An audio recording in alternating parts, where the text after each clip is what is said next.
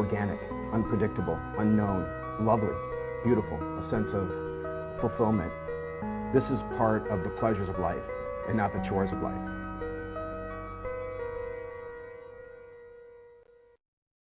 Coming up tonight on Daily Iowan TV, Safe and Secure.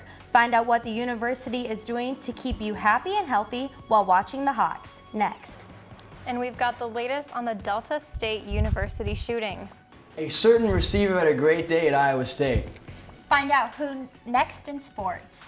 We've got all that and more coming up next. You're watching Daily Iowan TV.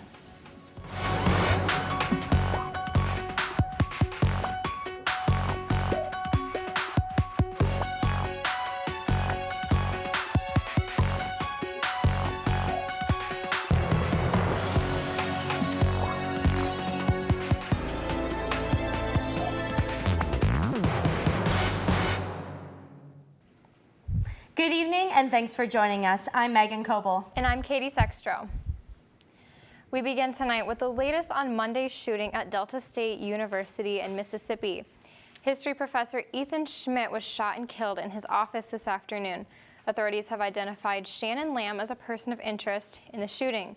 Lamb's whereabouts are unknown, but officials believe he is no longer on campus. The small 3,500 student campus was on lockdown for hours after the shooting occurred.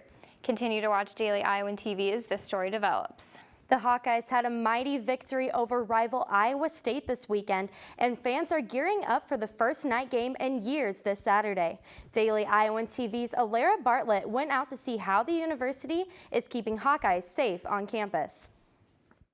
With scorching summer heat recently in the forecast, officials at Kinnick Stadium have taken special precautions to make sure that everyone stays cool and has a good time. The Kinnick Emergency Evacuation Plan outlines how evacuations will work in instances of extreme weather and other emergencies. There are 30 exits guests may use to enter and exit the stadium from the concourse area.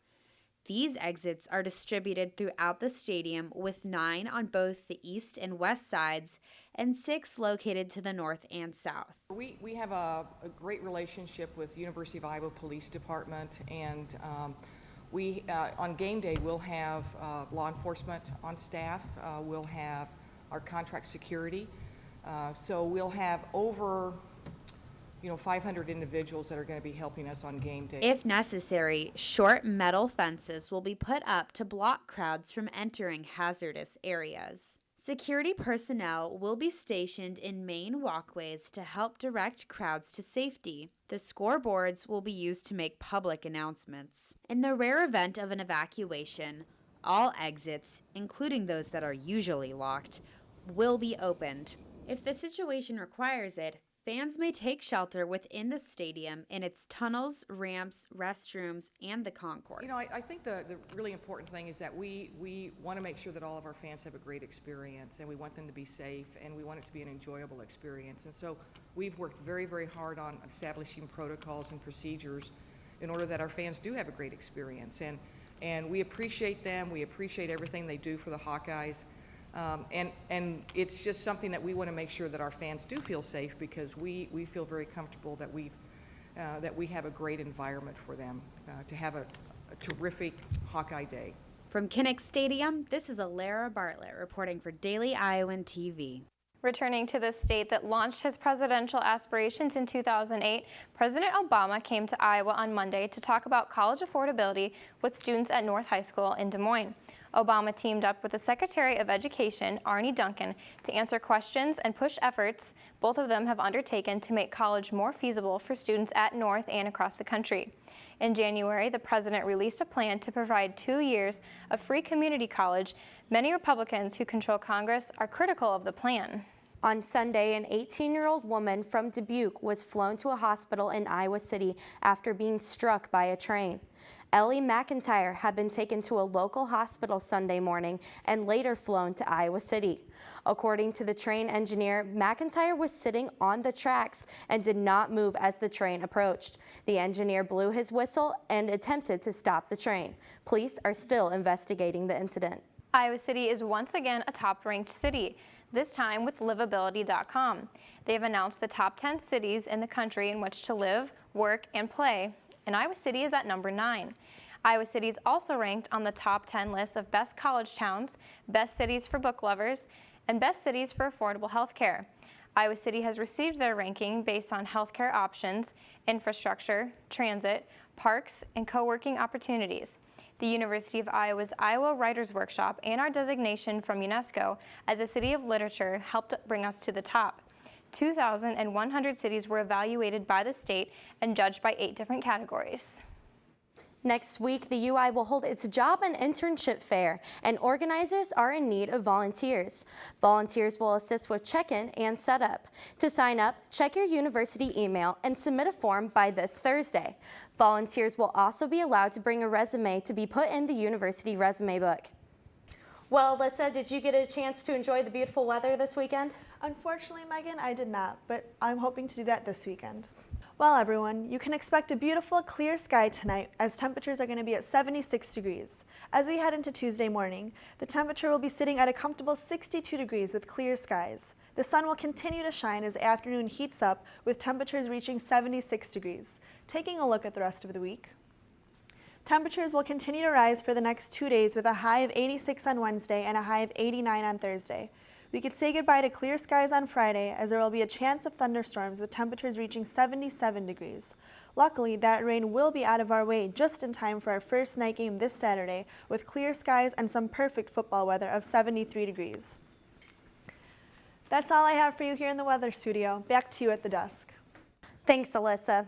Communities in Northern California were evacuated over the weekend due to raging wildfires. On Sunday, more than 50,000 acres had been engulfed and more than 100,000 firefighters are working to contain it. So far, 400 homes have been burned and left to ashes because of the Valley Fire. The fire in Lower California has grown to over 70,000 acres Monday and destroyed over 100 homes. However, it's still growing and expected to add another 6,000 acres and destroy another 400 structures.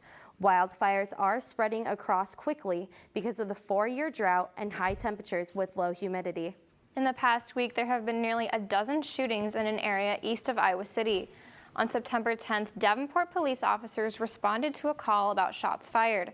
There were 2 victims, an 18-year-old male and a 19-year-old female, both with gunshot wounds. Both had non-life-threatening injuries.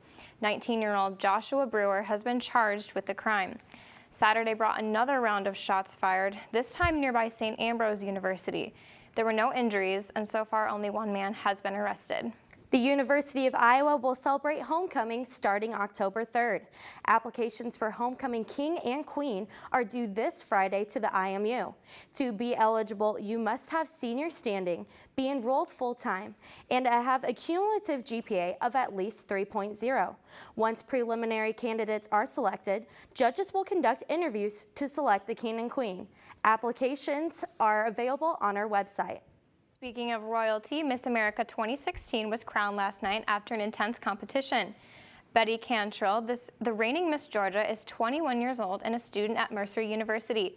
She says her dream is to perform on Broadway, but for now she'll tour America with her title. Daily Iowan TV would also like to congratulate the reigning Miss Iowa, Taylor Wiebers, who made it to the top 12 in the Miss America pageant. The 21-year-old UI student won 2 nights of preliminary events in the competition last week. She is the first Miss Iowa to do so since 1992. Congrats to Taylor.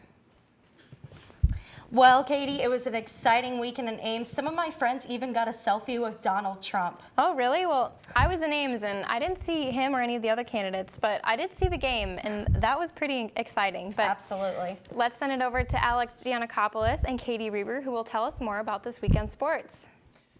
Thanks, guys. We start tonight with some good news coming from the offices directly from Chicago in the Big Ten offices.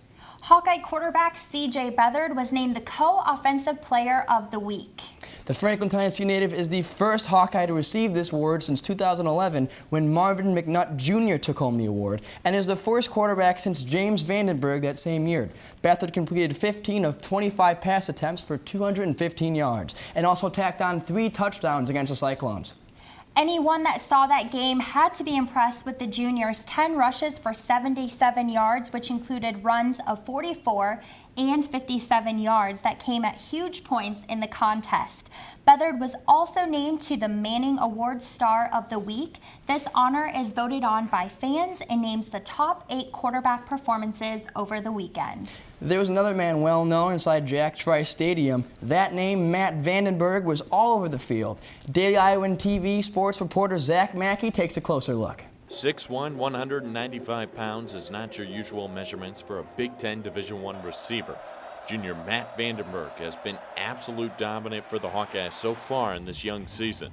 I mentioned his poise earlier, and I think that's a big part of it, because that's, you find out what's what and who's who, and we've been down there before in this stadium, and it hasn't turned out quite so well, so it's just not a fun place. The Brandon, South Dakota native has 15 of the team's 31 receptions and has also picked up 173 yards while also supporting an 11.5 catch average. The Hawkeyes' #1 target has also recorded 2 touchdowns along the way. We got the look earlier in the game, and I wasn't able to perform as well as I needed to get open. So when I got the look again, I said, I can't do that again. I need to be able to make this play. And CJ put the ball right on the money. Wide receiver Matt Vandenberg has scored a touchdown in 3 straight games. A majority of Vandenberg's receptions came in Sunday's victory against the Iowa State Cyclones. Vandenberg had 9 catches for 114 yards and a touchdown against the Cyclones. Get involved. They're going to do that. We got other guys on the receiving squad that will make plays like they did early in the game. It was a big play in the game. Zach Mackey for Daily Iowan TV Sports. The Hawkeyes are back at home this weekend as they take on the Pittsburgh Panthers inside Kinnick Stadium. Not only did the Iowa football team have a good weekend, the Iowa volleyball team picked up a big win also, for the first time in almost 20 years in the Cy-Hawk series. Volleyball reporter Hannah Thompson has more. Hannah? The rivalry between Iowa and Iowa State runs deep in the blood of the athletes for each team, especially during the Cy-Hawk series hosted in Iowa City this year. The Hawkeyes and the Cyclones didn't want to make it an easy match, and the excitement was high in Carver Hawkeye Arena as the largest crowd in Iowa volleyball history waited for play to start. The first set started off in competitive fashion as nearly each point was give or take. As the set progressed, Iowa State maximized on point opportunities, excelled in returning the ball, and took the lead 25-17. But after the neck-and-neck first set against the Cyclones, the front row emerged to take the lead for Iowa. Jess Janota and Lauren Brobst had a combined 37 kills for the match, which kept Iowa alive as the Cyclones dug and blocked their way through the scrappy play of both teams. They ended the second set with a score of 25-17 Iowa. The third set was another win for Iowa, with Janota killing it literally 6 times alone during the set. The Cyclones continued to fight back, but just missed it as Iowa took set number 3, 25-18. During the fourth set, the crowd was on their feet as both teams battled it out to take home the victory. ISU kept the Hawkeyes at match point 4 times, but Iowa prevailed and beat Iowa State for the first time since 1997, 28-26. This win against Iowa State proves how good it is to be a Hawkeye. From Carver Hawkeye Arena, Hannah Thompson, Daily Iowan TV Sports. This weekend also held wins for the volleyball team against Milwaukee and number 25 Texas A&M.